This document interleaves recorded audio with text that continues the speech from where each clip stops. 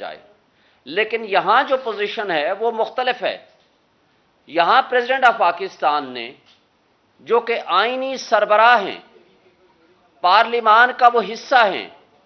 اور وہ supreme commander of the army ہیں، اس وقت سب سے بڑی پوزیشن جو ہے وہ پریزیڈنٹ آف پاکستان کی ہے۔ لہذا جب اس نے ٹویٹ کر دیا، اس نے یہ واضح کر دیا کہ اس نے اپنے سٹاف کو یہ کہہ دیا کہ اس بل کو، ان دونوں بلز کو، ترمیمی بل آرمی ایکٹ والا، ترمیمی بل آفیشل سیکریٹ ایکٹ والا، کہ ان دونوں کو واپس بھیج دیا جائے۔ اور نہ صرف واپس بھیجنے کا کہا ایک دفعہ، بلکہ ٹائم اینڈ اگین ان سے پوچھا،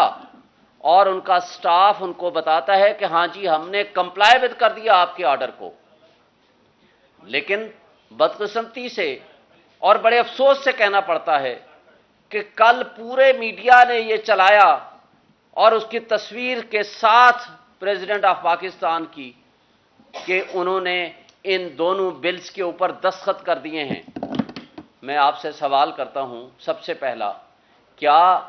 یہ کس نے ان کو انفارمیشن دی میڈیا کو کہ جناب یہ دستخط ہو چکے ہیں؟ اور میڈیا کا کیا وہ سورس تھا، کیا اس کی اتھینٹسٹی رہ گئی ہے کہ وہ ایسے سٹیٹمنٹ جاری کر دیں اور سارے جو میڈیا ہاؤسز ہیں وہ اس کو کاپی کریں اور یہ کہیں کہ جناب الوی صاحب نے اس پہ دستخط کر دیے،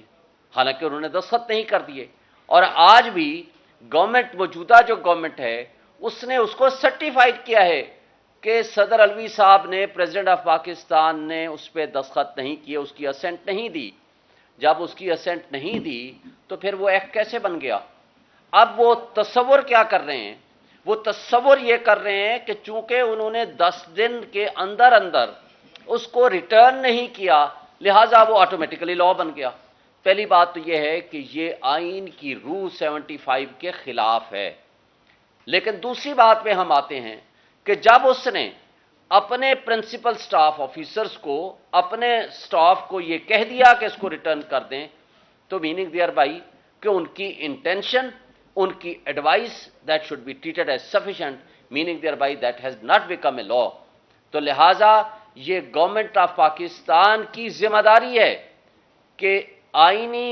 سربراہ صدر مملکت کی اس ایڈوائس اور اس کلیریفیکیشن کے بعد اس ایکٹ کو اور اس نوٹیفیکیشن کو ودڈرا کریں، اور اگر وہ نہیں کرتے ہیں تو ہم پی ٹی آئی کی کور کمیٹی کے فیصلے کے مطابق اس کو فوری طور پر ہم سپریم کورٹ میں چیلنج کریں گے، اور انشاءاللہ تعالی ہم یہ سمجھتے ہیں کہ یہ قانون آئین کے متصادم ہے، یہ قانون جاری نہیں رہ سکتا،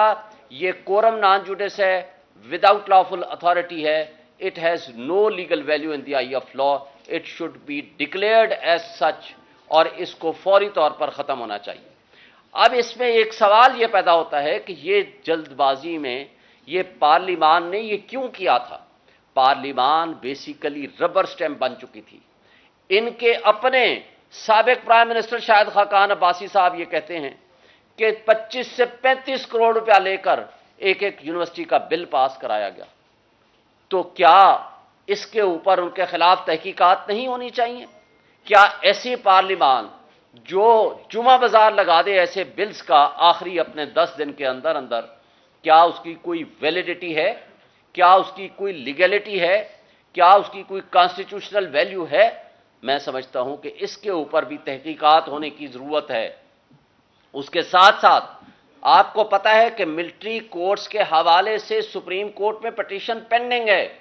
اور بظاہر یہ نظر آ رہا ہے کہ سپریم کورٹ کی سابقہ ججمنٹس کی روشنی میں سپریم کورٹ یہ ڈکلیئر کر سکتی ہے کہ سویلینز کے اوپر ملٹری لاز اور ملٹری کورٹس نہیں ٹرائی کر سکتی، لہٰذا یہ سویلین سپریمیسی کے بھی خلاف ہے۔ تو اس وجہ سے یہ ملی بھگت کر کے سٹاف کے ساتھ مل کے جن لوگوں نے اس ایکٹ کو پاس کرایا ہے، نہ صرف وہ مجرم ہیں، انہوں نے جرم کا ارتکاب کیا ہے، نہ صرف ان کے خلاف کرمنل فوجداری مقدمات درج ہونے چاہیے، بلکہ ان کے خلاف ڈسپلنری مقدمات بھی درج ہونے چاہیے اور ان کو نوکری سے برخاست کیا جانا چاہیے اور اس پہ ان کے خلاف فوری طور پر ایکشن ہونا چاہیے۔ اور میں سمجھتا ہوں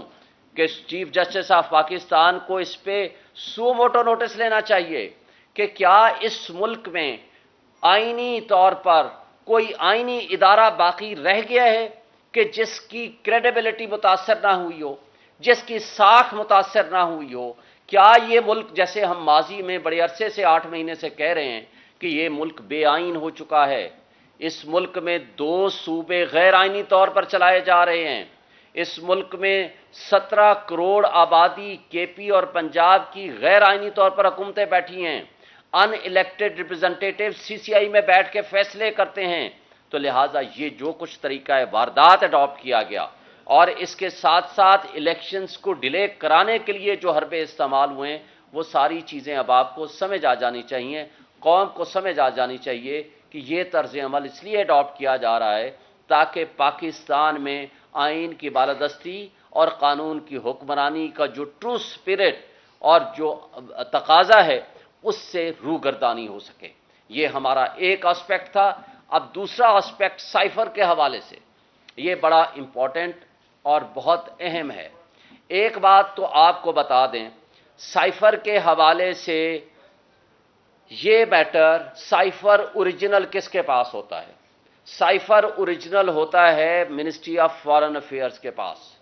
ایک کاپی اس کی ہوتی ہے، دوسری اس کی کاپی بھی نہیں بنتی، وہ کوڈڈ فارم میں ہوتا ہے۔ اس کا مفہوم لکھ کے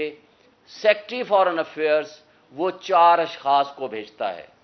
president of Pakistan, prime minister of Pakistan, chief of army staff اور چیئرمین سینٹ آئی تھنک ان کو بھیجتا ہے۔ اب اس کے اوپر جب پرائم منسٹر صاحب کے پاس وہ کاپی آتی ہے، وہ میٹر کیبنٹ میں جاتا ہے،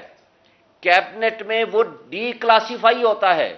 یعنی کلاسیفائیڈ ڈاکومنٹ وہ نہیں رہا۔ ڈی کلاسیفائی ہونے کے بعد اس کو ریفر کیا جاتا ہے to the national security committee which is the highest forum regarding the security issues. پھر اس کو نیشنل سیکورٹی کمیٹی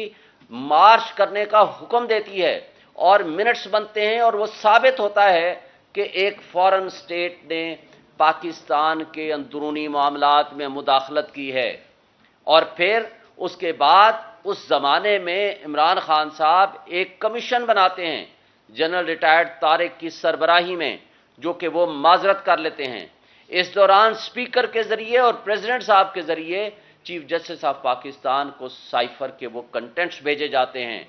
اور ان کو ریکویسٹ کی جاتی ہے کہ آپ اس کے اوپر کمیشن بنائیں، جوڈیشل کمیشن، کیونکہ یہ ملک کی سالمیت کا سوال ہے، ملک کی خود مختاری کا سوال ہے،